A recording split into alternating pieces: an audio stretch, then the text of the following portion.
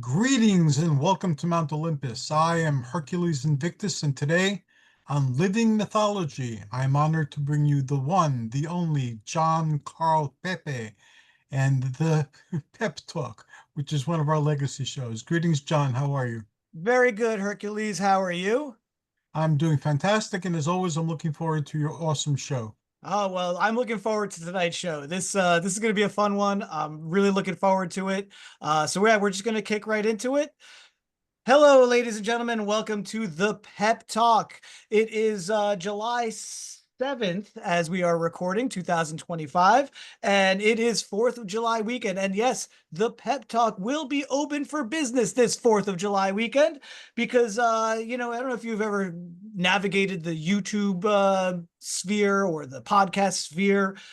So what I decided to do, because it's actually kind of obligatory, if anybody has a YouTube show or a podcast, at some point they do have to talk about this movie. And considering the 50th anniversary of this movie was just a couple weeks ago on June 20th, I figure, you know what? Why not talk about one of the greatest movies ever made? I'm talking about Jaws. Yes. So, yes, and it is my pleasure to have tonight somebody who has been talked about on this show often. And I have to say, I've known this guy for just over 5 years now. And he Really, it is, seems like 20. it does feel like 20. Yes. He is one of the most genuine, honest, caring people that I've ever come across. He has proven to be a really good friend. Considering I It's do gonna make me cry. that makes good podcasting. Fair Crying. enough. I'm like a Barbara Walters on this show. I've made a few people cry, and and I have to say, look, and didn't like him at first, but I have grown to love him. And one of the reasons why I wanted to have him on tonight, because I don't think that there's anybody out there and I know people who love movies, but holy crap, nobody loves movies more than my guest tonight. So, ladies and gentlemen, I'm going to introduce you to AJ Duffy. Thank you for being on the show. Let's talk again. Thank you so much for being on my Fake Talk show. I've been wanting to do something like this with you for a while because Listen, I'm going to come clean right now. There's a guy just off camera with a gun to my head. If anybody's watching this, please send search and rescue. I'm being forced to do this against my will. Oh, really? The guy standing up the side with the gun to your head isn't just a normal Sunday night thing? Well, because the guy I said got there, If I because have there the was money. already a guy with the gun to his head. if I have the money. But no, seriously, I'm doing this because Souza, which he can explain another time, is a good guy. Yes, hated him at first as well, but I knew he was a good guy, so I pushed for him. But really, the main reason I'm doing this is because I'm a huge Richard Harris fan.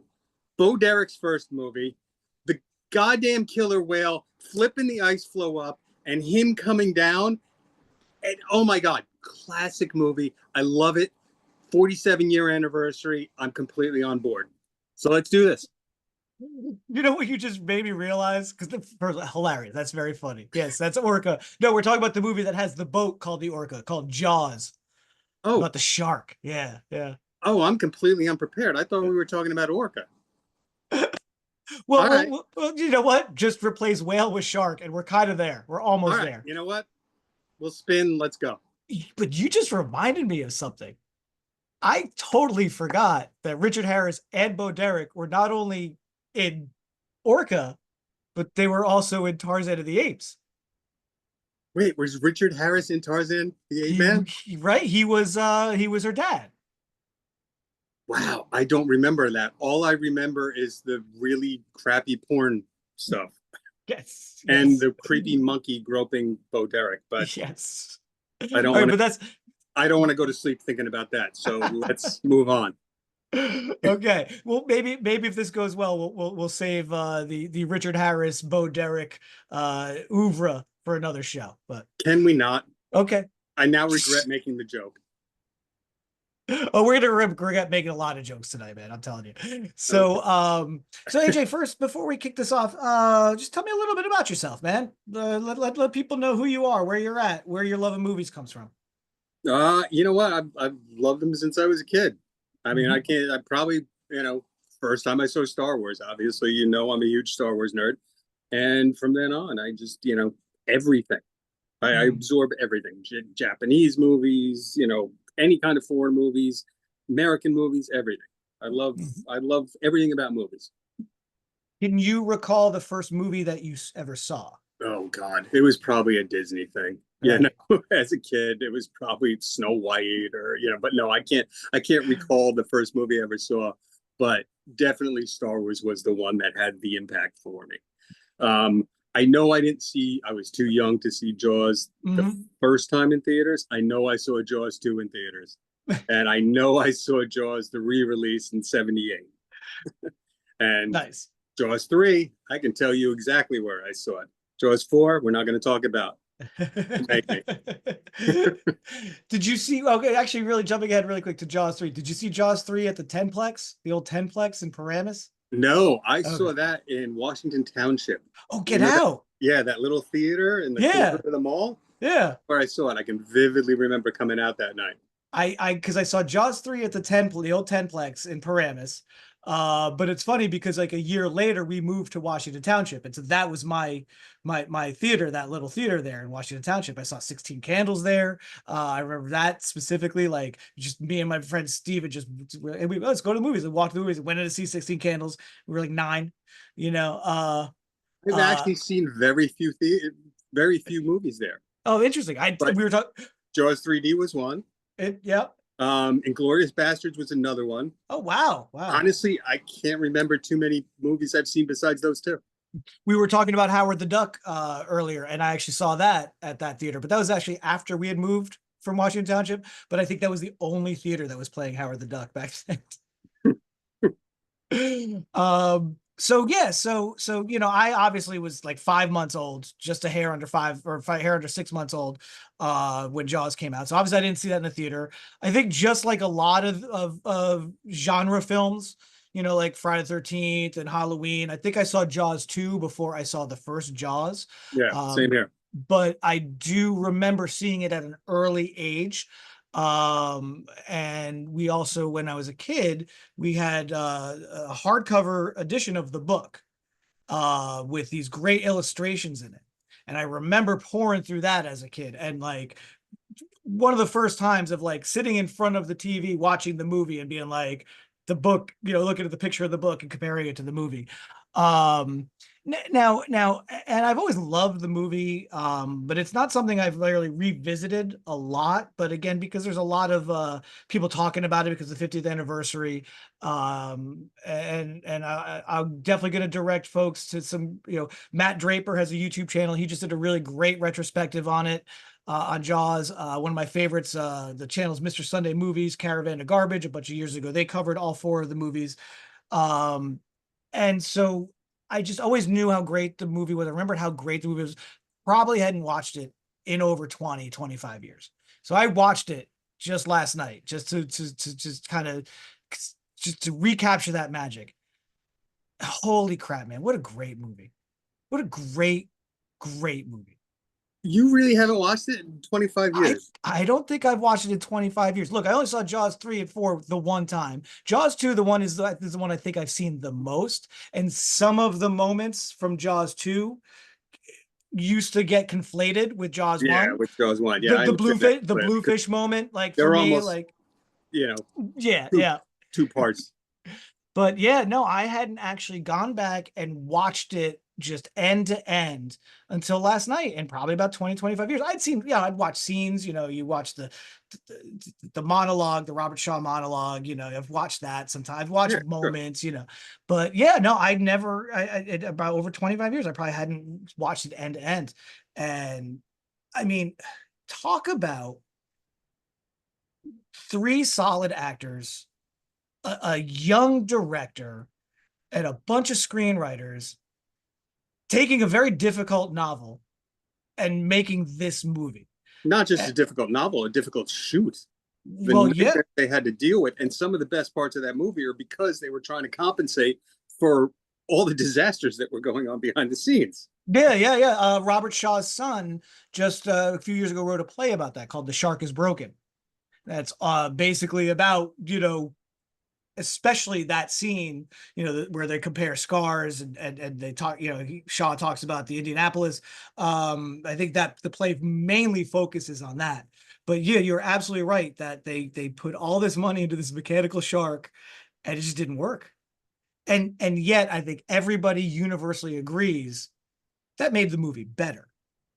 Yeah, no, absolutely. The barrels, that was as a result of them not being able to get the shark working. So they had to use the barrels to visualize the shark because they didn't have the shark. Mm-hmm. You talk about the Indianapolis scene, that mission had just been declassified just before they filmed the movie. Nobody knew what happened to the Indianapolis up until just before they started filming. In fact, Peter Benchley, he had a housekeeper. She called him after Jaws came out and said, "I'm not coming to work today." And he's like, "What's the matter?" And she's like, "My son was on the Indianapolis, and this is the first time I found out how he died because it was classified." Wow. Yeah. I didn't know that. That's insane. Yeah. No, there's so much crazy stuff behind the scenes of that. The Yeah. Indianapolis scene is a classic, but it also had real life ramifications because at the time nobody knew. Yeah, it's interesting because Peter Benchley actually did not write that. That is not in No. the book. Quint in the book is very much slighter of a character. Robert Shaw and Matt Draper in his thing, he refers to Robert Shaw as being made up of 2/3 alcohol. But As am I. but it just is magic in that movie. He really just brings so much. And that Indianapolis scene was actually written by John Milius, who was one of the people who worked on the script. And apparently originally that was like a 10-minute monologue. That I don't know if they filmed the full 10 minutes and cut and edited it down, or they edited it before filming, but just a powerhouse monologue. And it's funny because one of the ideas for the sequel would have been to tell the story of the Indianapolis, to roll the clock back. And in some ways, I think that would have been a better choice. But yeah, you know what? I think that should have been a different movie.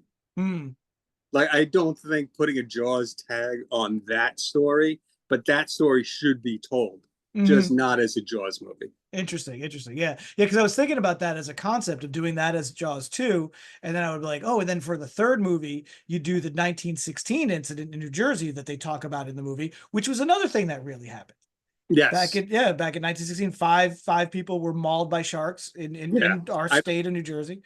I don't know if it's still there, but that there's that one bridge with the tunnel underneath where they had the shark drawn over it, painted over it. I don't know if it's still there. It's probably in weird New Jersey, but yep. Yeah, I think that's where I've seen it. Yeah, I don't know if it's still there or not. That's way down south. I rarely go that far south in Jersey. Yeah. Someday I'll find the Jersey Devil and I'll go look for that bridge. But so the other thing that I think is amazing about that movie is almost nobody got along on that set. Everybody was sort of fighting with everybody else, and especially with the three principals, it works so well. Well, Shaw in particular, he tortured the crap out of Dreyfuss. Yeah. Dreyfuss, anytime you see Dreyfuss do an interview, he tries to say, oh, this guy was my idol, he was a legend, but he tells the horror stories of the crap he put him through. It's like, but it was Robert Shaw. Yeah, and it's in the relationship with the characters too. I mean, again, you have these three guys, right? And right off the bat, first of all, this movie doesn't let up from the beginning. You got that meet cute, and then that opening that is did you ever see The Groove Tube? No. Sketch comedy movie, Alan Shapiro, Richard Belzer, very young Chevy Chase. And this is why, because I hate Richard Belzer. But... Oh, okay. But The Groove Tube has a very similar opening, and I think if I'm not mistaken, they came out. I think Groove Tube definitely came out after Jaws, because it's the same thing. You get this boy who meets this girl, and they said they go running in the woods, and she starts taking all her clothes off, and Curtis Mayfield, Move On Up is playing. Like, it's a very different vibe, right, as far as I go, but it's the same action. And then he completely strips down and he gets to the clearing in the woods and there's a cop waiting for him. Like, that's like kind of the gag that opens that movie. But I'm watching Jaws last night. I'm like, holy shit, they just ripped that, Groove Tube to completely rip that beat off of that opening of that movie. And then boom, right away, after the very famous opening scene, with Chrissy getting taken out by the shark, you right away you meet Sheriff Brody, and immediately you get everything you need to know about him. He is new to this town. He is literally the fish out of water, right? And hates water. And hates water, hates boats, and it's such a great thing to put your main character in. But then when you bring in Hooper, Richard Dreyfuss is Hooper.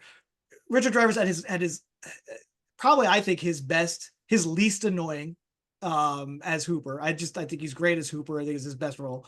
Yeah. He comes in and you find out later he's got this very rich background, right? Mm-hmm. But he's a nautical nerd. And then here you have Robert Shaw as Quint, who's this grizzled Navy, veteran, just a man of the sea, who, again, nautical nerd, but is coming from a different place as Hooper. No, go ahead. Oh, and he's antagonistic towards Hooper, but yet there's that little bit of begrudging respect that builds, and it is underlined there. Yeah. But you also have to remember they're coming at it from two different angles. Dreyfuss loves sharks, fascinated by them. Mm-hmm. Shaw has the experience on the Indianapolis and hates sharks. Yeah. Hates them his entire life. You can see it in his shed where it's just jawbones. He's dedicated his life to just killing sharks because he's obsessed with it. Yeah. Oh, yeah.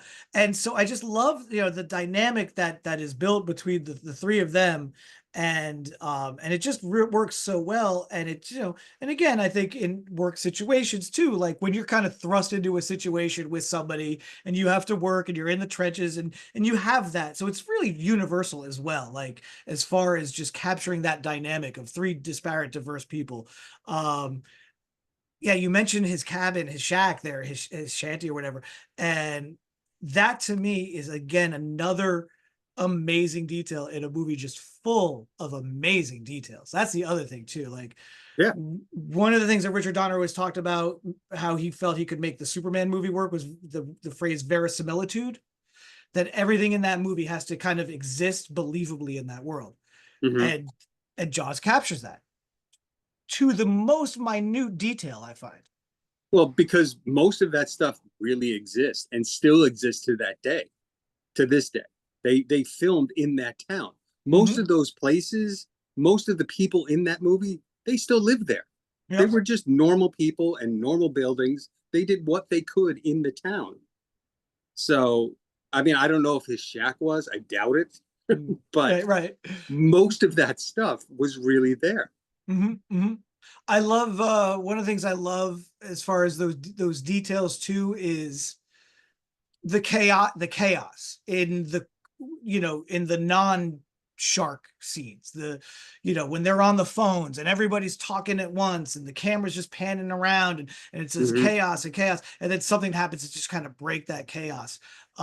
Just again, I think just a wonderful way to kind of portray what everyone is going through in there. And yeah, you're right. They a lot of the extras were actual local flavor, were actual local people. And have speaking lines. Yeah. Where did they film it? Because was it on Martha's Vineyard or was it? It's on Martha's Vineyard. Yeah. The actual name of the town, Edgartown. Edgartown, yeah. Because it's funny because in the movie though, Amity Island sort of exists. It's like a metropolis or a Gotham.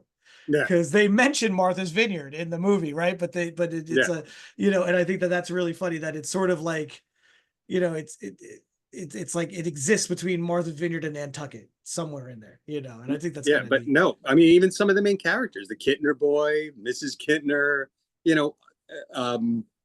what's his name, where his head comes out of the boat. Oh, Ben Gardner. Ben Gardner. Yeah. We were talking about this. You forgot his name earlier. Now I forget his name.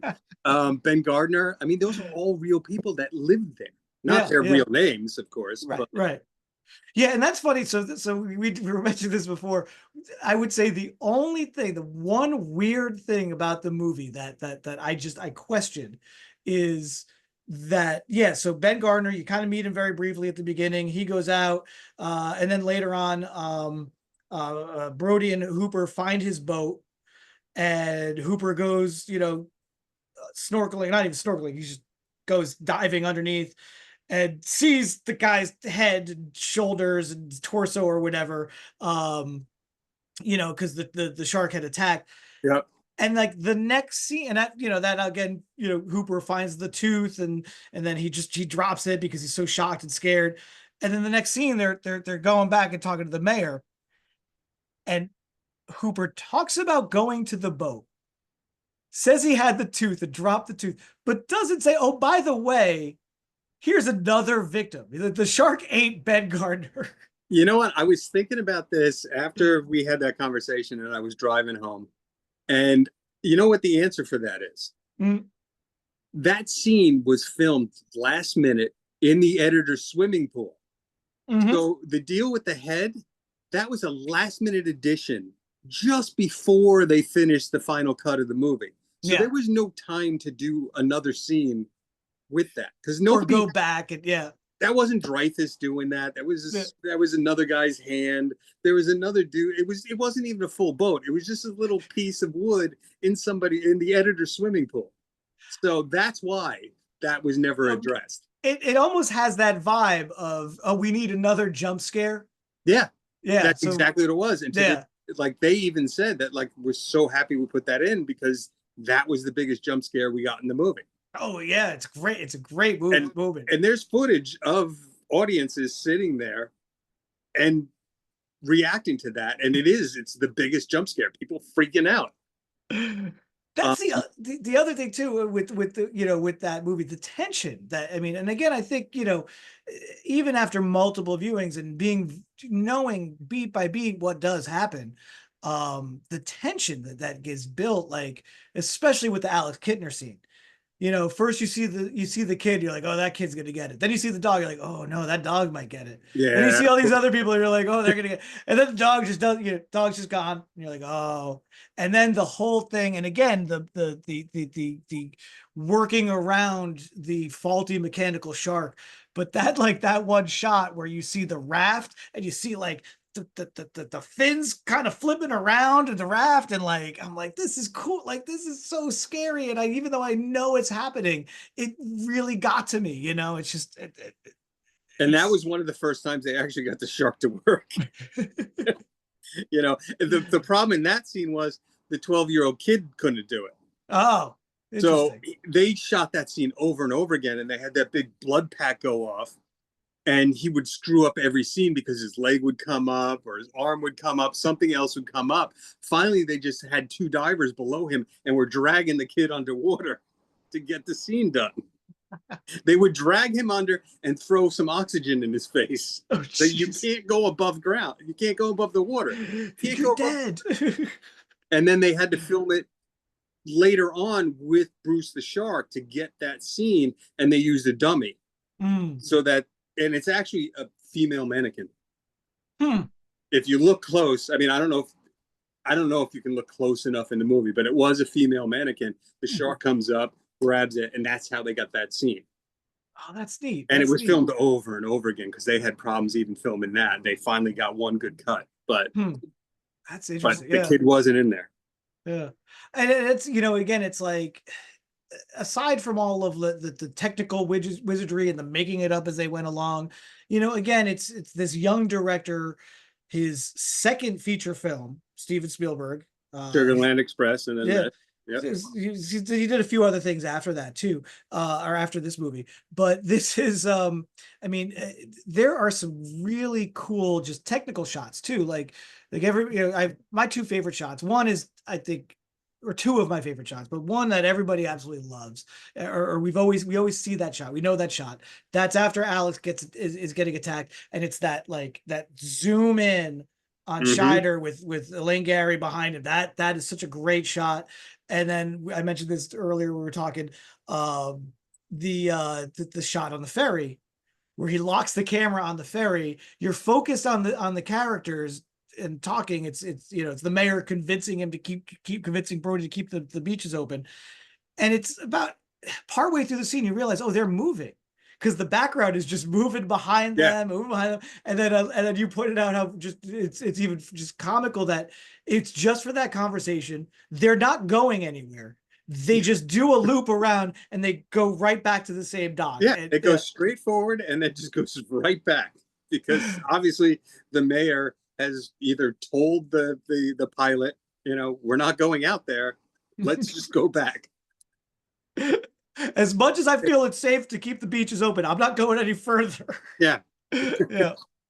Yeah. He's that guy. I forget that actor's name too, but his whole overconfidence to just being a completely shaken man, which is really interesting, because it's not Alex Kintner that really shakes him up. It's that other guy later on, like this grown adult. But that for some reason, like, oh no, now this is bad, And again, for Brody, it's extra because his kids were there in that little inlet, right? Yeah. Especially Mike being on the pond. The pond, yeah. And but for some reason, the mayor, that's the one that breaks him. That's the one that absolutely just breaks this character, which is another great moment in the movie. Yeah. So one of the things that this movie gets credited for is really creating the blockbuster trend.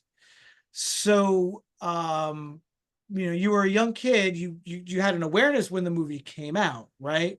Did you realize how big of a movie it was at that age? Or no, again, I have no memories of that. I was still too young. But Yeah. for me, it was Star Wars. You talked about the 10-plex. It was the lines around the 10-plex.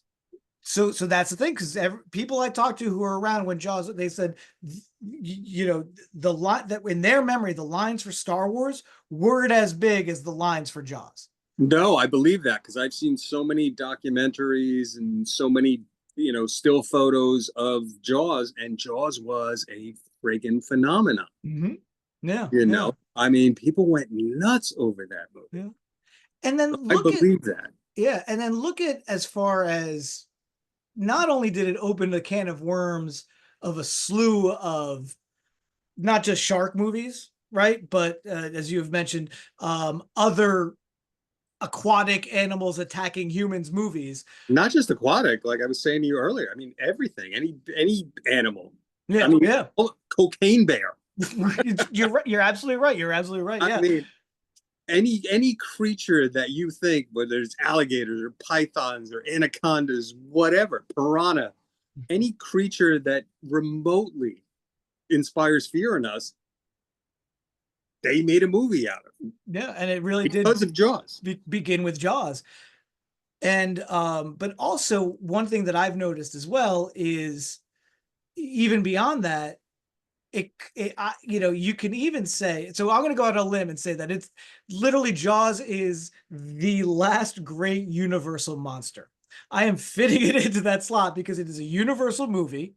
It is a monster that had a slew of sequels, including one sequel that was a remake of a creature from the Black Lagoon movie in a lot of ways. That's Jaws 3. And okay. And that it opened up a trend in filmmaking, not only to shoot for that blockbuster status, which again, the next one really, was Star Wars after that. But it really did inform films like Ridley Scott's Alien. The tension in Alien is very similar to the tension in Jaws. Sure. The keeping the creature hidden, until the end, definitely learned from this. But also I've found, like with Jaws 2 is very much the proto slasher movie, because Jaws 2 came out in 1978, which was the same year that John Carpenter did Halloween. And I actually find Jaws 2 to be closer, though, to Halloween 2, because Jaws 2 ups the gore. Right.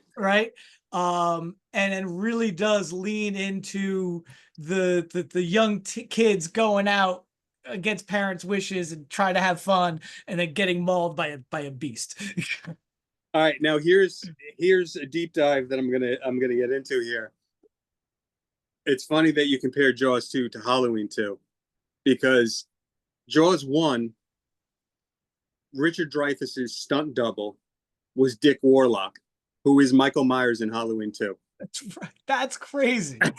And the Kittner boy's name is Voorhees. So oh, his name in real life is Voorhees. oh, that's So, interesting. yes. That's interesting. Yeah. You know, that's. I wonder if Sean Cunningham either knew that or subconsciously, because again, that's water death tracks. That's kind of funny. That's a good deep dive. That's great. Yes, but the Dick Warlock thing, it fascinates me that he was a stunt double on Jaws, the original Jaws, not Jaws 2. You're right. And played Michael Myers in Halloween 2. That's wild. That's wild.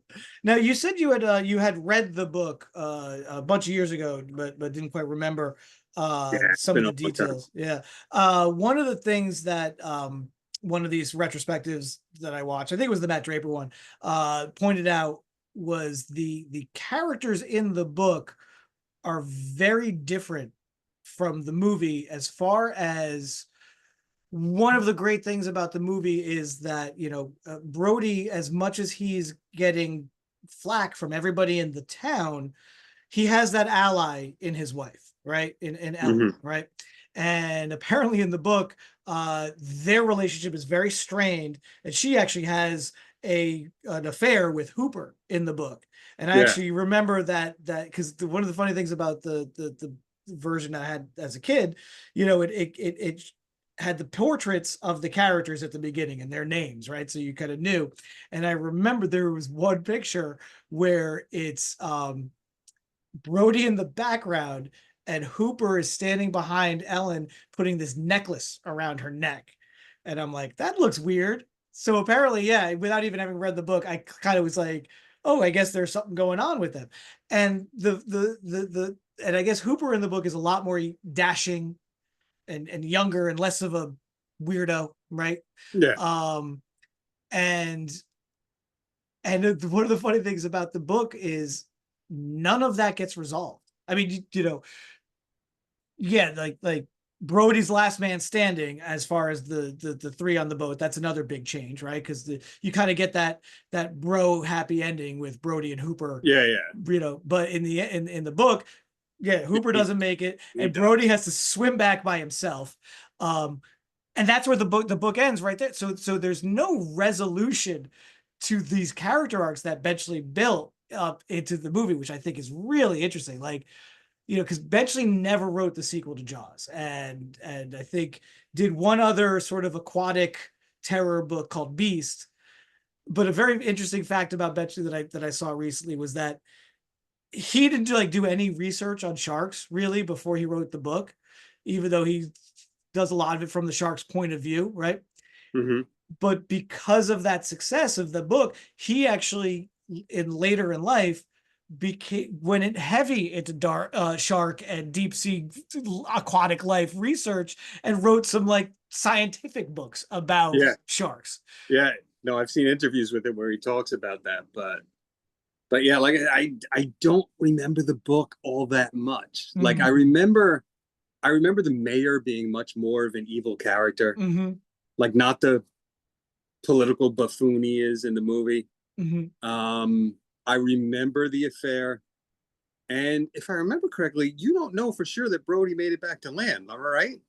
Yeah, no, it's just he's swimming, and I think I think you almost get the sense of like he don't even know which way to go, and since there's like nothing waiting for him back home, he don't care. He beat the shark, you know.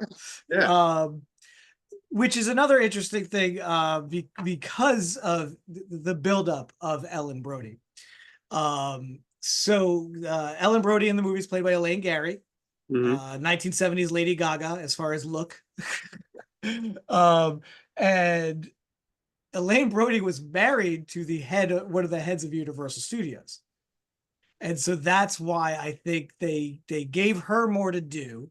They made her much more sympathetic a character that you know that has his back, which gives her room for the sequel, because I think they knew right away they were going to try and sequelize this, even though they didn't know what it was going to do.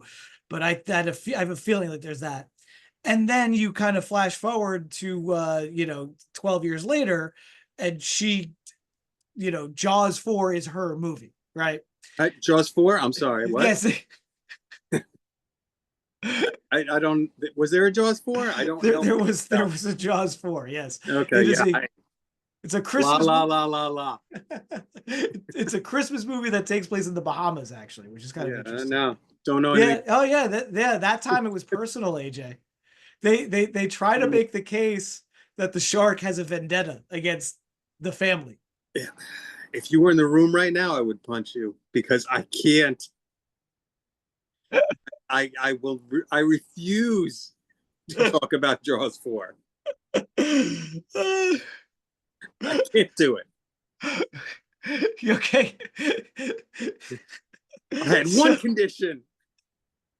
So how desperate were they with Jaws 4, and how much did they know it was bad? Literally, the climactic moment where the shark gets killed. It's Elaine Gary standing on top of a sinking boat, but this time the boat has a big thing on the end, and somehow she's just steering this sinking boat into the shark, which again, she pierces the shark with this spear on the end of the boat, and the shark explodes. As they do. No, but there's no tank in its mouth. Like it just blows up. But boy, were they were so desperate to just at least have a bit of Roy Scheider in it, because he refused, that they literally use, again, probably my third favorite shot in that movie, that smile, you son of a bitch. They reuse that as if she's remembering him doing it, and now she's kind of doing it for him now, Well, right? She was on the boat. She wasn't on the boat, exactly. No, she was on the boat. No, Are you sure? Did we watch the same movie? On the Orca? No, she wasn't on the Orca. Wait, are we back to Richard Harris and Bo Derek? Why do you keep talking about Orca? No, I'm just messing with you. Go ahead. Yeah. So that's how desperate they were, though, to like kind of be like, you're at the end of this movie, and there's so much of a, hey, remember how great Jaws was? That right at the end, they're like, hey, remember how great the first movie was? All right. If they didn't know after 3 that this was done, I mean, even Back to the Future made fun of it. Mm-hmm. Come on. If they didn't know after 3 that it was over, 4 is a travesty. Like I said, I don't want to talk about it. I don't want to watch it. I don't want to know about it. Right. Now, granted, you being a huge Dennis Quaid fan, we know that you have a lot of love for Jaws 3, but also you love 3D movies as well. And Jaws, so there was that second wave of 3D movies, right? It was a big 50s, 60s fad, came back again in the 80s, and Metal Storm, Space Hunter. Space Hunter. Adventures in the Forbidden Zone. Adventures in the Forbidden Zone. I remember my brother took me to see that, and I go, what was your favorite part of the movie afterwards? He goes, the end. Yeah. And again, Jaws 3D, and then Friday the 13th had a 3D outing as well. Yes, part 3. Yep. And that was good. None of them good, because that was the age of, look, we're in 3D, like, look at my pen, and I do remember like some of those moments, because I did see Jaws 3D in the theaters, and some of those moments I do remember. The fish head, the severed fish head, the slow-mo coming at the glass. The slow-mo coming at the glass. The dolphins at the end. Just not even anywhere near the water. Just two dolphins just superimposed on top. And I really feel like, and again, Jaws 3D is in part a remake of the second Creature, the Black Lagoon movie, which was also in 3D. Ironically, probably better 3D than Jaws 3D was. Oh yeah, I think that 1950s, 1960s 3D. I love that 3D. Yeah. I think that's so cool. And so Jaws 3D really to me just felt like a desperation move. That it was sort of like we don't know what to do, but 3D is a thing. We have a shark that might look really cool in 3D. Let's just repurpose an old movie and make this movie. That's what it is. And then Jaws 4 is, again, you've never seen Jaws 4. Neither has Michael Caine, who's also in that movie. But his family said he's never seen the movie, but he gets to look at the house that the movie paid for every day. Yes. So I feel like the third movie was like, we got to do something to cash in. Because I think one of the things that was on the table was I think he was one of the airplane guys. Or Zucker, right? One of the Zucker brothers, Okay. wanted to do a parody, Jaws 3 Man Zero. And I think Spielberg, even though he kind of had distanced himself because he didn't do Jaws 2, but gave it its blessing, said, Yeah. I don't want a parody. If you're going to do this, you got to make it a straight Jaws movie. It could have been for Jaws 2 that was on the table. I forget. But yeah, Jaws 3D just really to me just feels like, yeah, we're cashing in on a fad. This is an IP now that we can exploit. And then Jaws 4, let's exploit the IP. And I don't know, Elaine Gary got into a fight with her studio executive husband. And no, it's okay, baby. I'm going to make you a movie. You know what? I don't know what happened with Jaws 4 because, like I said, I don't want to know. I don't want to know. So if that's true, that it was just a project to keep his marriage together, that makes sense to me. Like, and honestly, I might sleep better tonight knowing that that's why that travesty was made. So, but I don't know. So what would you say is your absolute favorite moment in the first Jaws? Oh God, my absolute favorite moment in the first Jaws. Honestly, the Indianapolis scene, obviously, that's probably the best part of the entire movie. I really do just love when they start putting the barrels in the shark, which doesn't exist at that point, and it's just the barrels. I love watching the ocean scenes. And you were talking about the 3D. Like I said, 3 years ago, they remastered it and they put out a 3D conversion. And it's one of the most beautiful movies I've ever seen. Like it's up there with Avatar. And thank God it's coming out again next month. So I get to see it again because they never made a physical copy. But anything on the ocean, the whole last part of the movie, when they're out at sea, it's just a masterpiece. Yeah. Yeah. Another change too from the book was that they're out for 3 days, but they go back to the town every night, which really someone pointed out undercuts the tension. It does. The fact that they're out there and and at some point I know last night I was like, I hope they brought enough gas. Like, where's the gas for the boat, But it really does helps to build that tension. I in watching it last night, I still think that one of my favorite moments is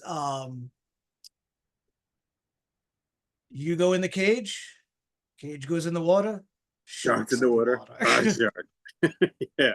I love that. I love that moment because it's something that like is so of that character, but Richard Dreyfuss's character Hooper, like it's like he never considered that before. And the way it's presented to him, it's like, oh yeah, maybe that's not a good idea. No, and the way he just disparages that. It's like, he sees all the equipment and he's constantly like, oh, you bring all this stuff. And he's just, I just need the harpoon gun. Yeah. It's like, I need my poison. Although great use of Chekhov's gun with the canister, when he pulls the wrong knot and then the cage and the thing, and he's like, oh no, watch careful because I could just blow up. That's a great use of Chekhov's gun in that movie. and there was something else. I'm blanking now. Yeah. But yeah, I mean, on top to bottom, just a wonderful, fantastic movie that just, brings attention, and again, just created so many different genres. Um, Beyond, I think, what we've talked about, what do you think the lasting, why this movie still resonates for people beyond obviously the tension and the filmmaking and all that? No, and we haven't talked about this yet, but the soundtrack. Yeah. I mean, just John Williams, one of his most perfect scores, and so minimalist. It's just that I just learned recently that when they have shark sightings in Australia, instead of an alarm or somebody screaming out over a PA, they play the Jaws theme song to tell you to get out of the water. People are terrified by just that song. It's true. I mean, it's true. How crazy is that? But no, it's like you see, it just gave you that primal fear of a creature we all know. There's no aliens, there's no robots, there's no serial killers. It's something that exists, and it's something that terrifies us. And water is the worst because you don't know what's under you. You can't see down. And it's horrified people for 50 years because you go out in the ocean, you don't know what's below you. Oh, I hate the ocean.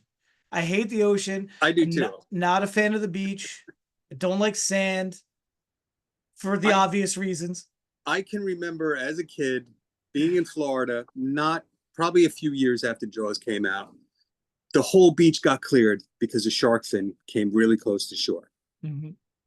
And they cleared the entire beach. People running in a panic, everybody running up on the beach, and boats came out, and it was some dude with a shark fin, just like in the movie. Just like in the movie. And we all just, I mean, obviously we all laughed. I mean, I was a little kid, so I didn't know, but we all panicked. But I can remember one time after that where I was in the water by myself, and a baby shark just was doing circles around me. And I stood there going, yeah, I'm screwed. And obviously I wasn't. It circled around me for a while, but I can remember that feeling of just being completely terrified by this shark. And then eventually it went away. I walked back to the shore, and I didn't say a word to anybody. Like, my mother was there, my brother, my grandma. I didn't say a word to anybody. I was just like too scared to say a word.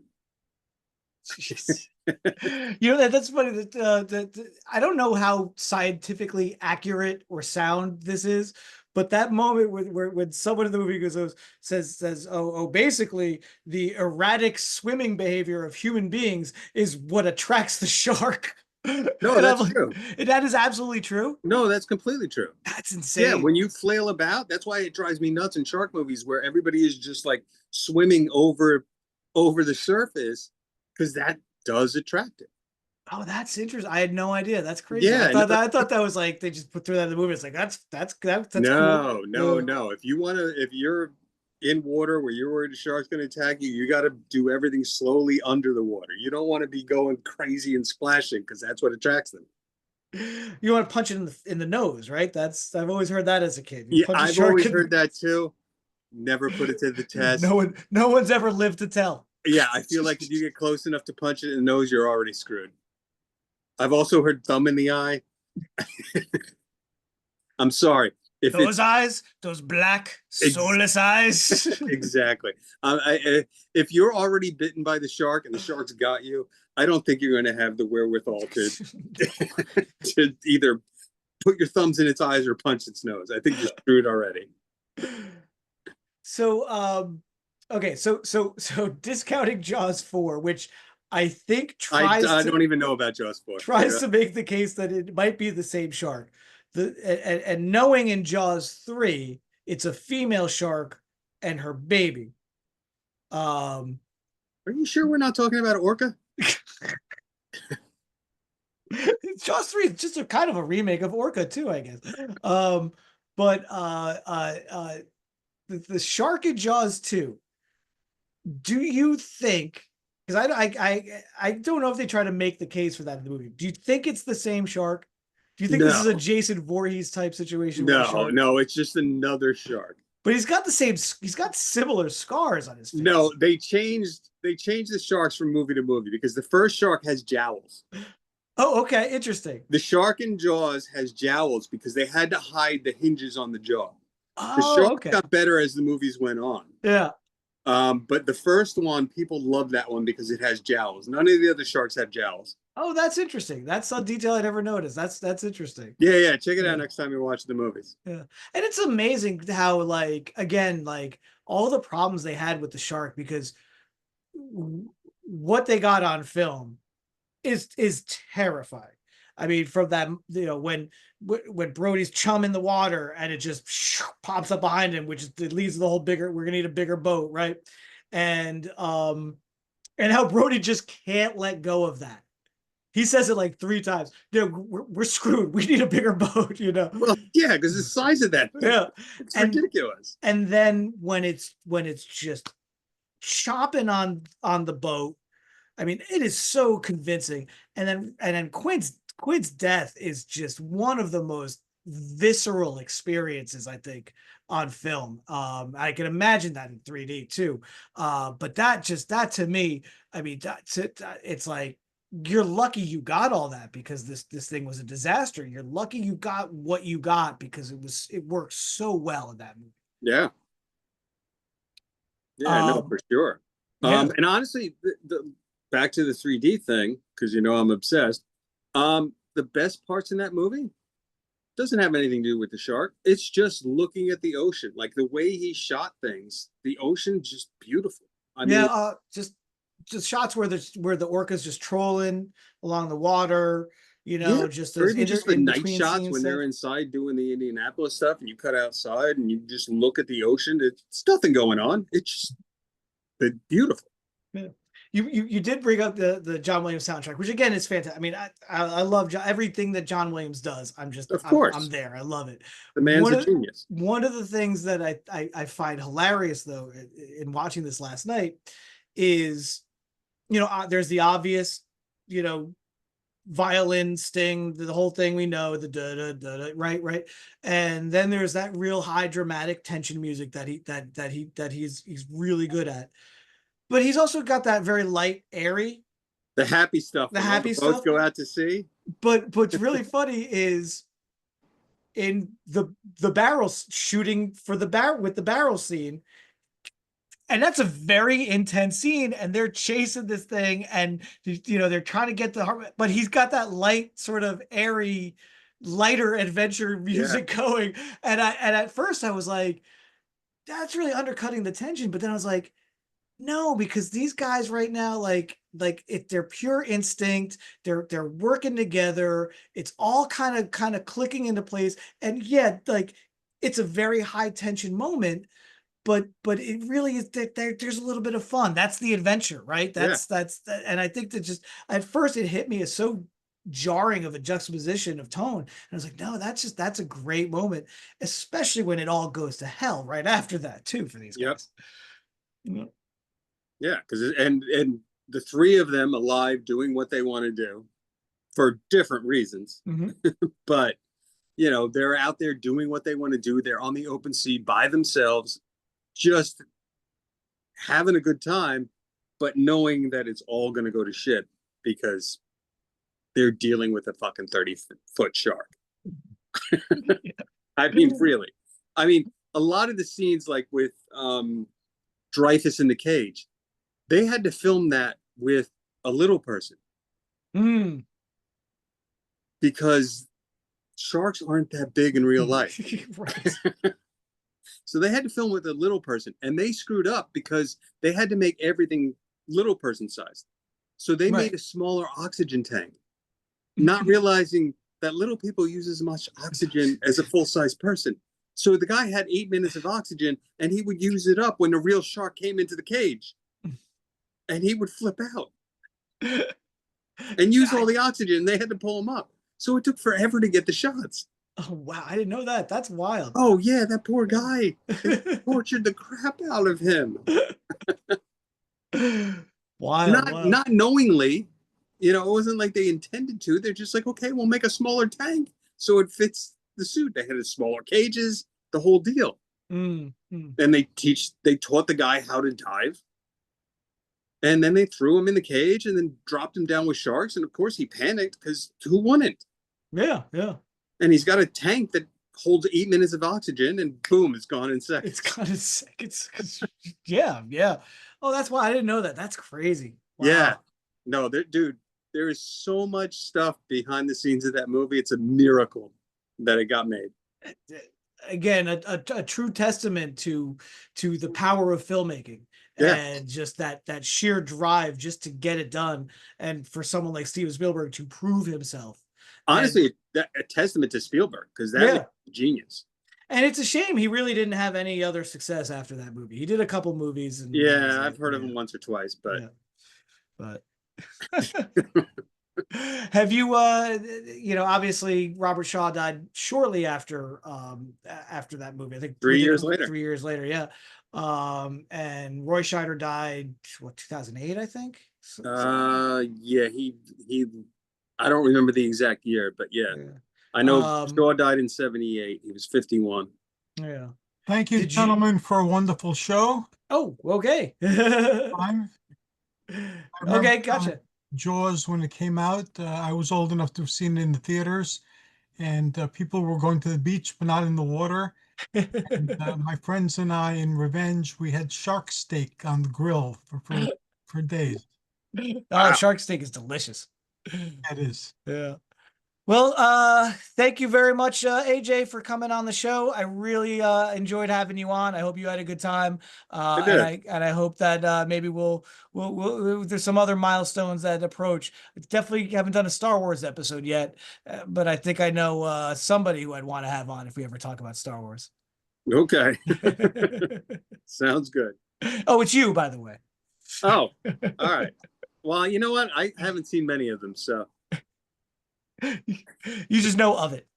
Yeah, I've heard of it. I read an article here and there. So awesome. All right, well, folks, look, I hope everyone had a great 4th of July weekend. Thank you for joining us on the Pep Talk.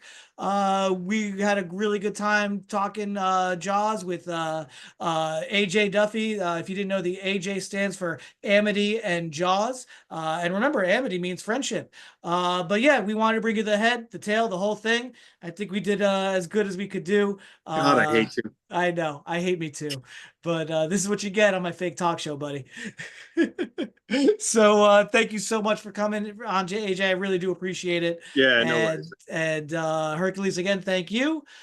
Folks, we will see you in 1 month's time. In the meantime, you can catch me at the Joker's Child in Fair Lawn, New Jersey. If you're there on a Sunday, you might even be able to catch a little AJ there as well.